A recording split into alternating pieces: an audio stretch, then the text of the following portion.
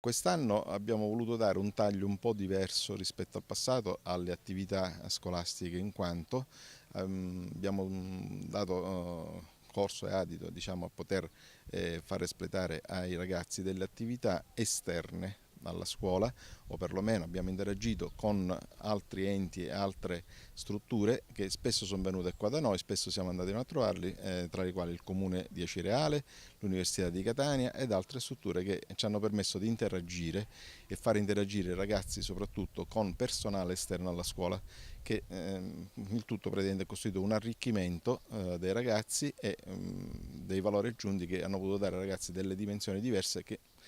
in modo da fargli capire che la scuola non è soltanto sedersi sul banco e fare la lezione, ma poter capire e avere a che fare con persone esterne alla scuola, con dei professionisti evidentemente, che hanno potuto sicuramente dare tantissimo ai ragazzi quest'anno.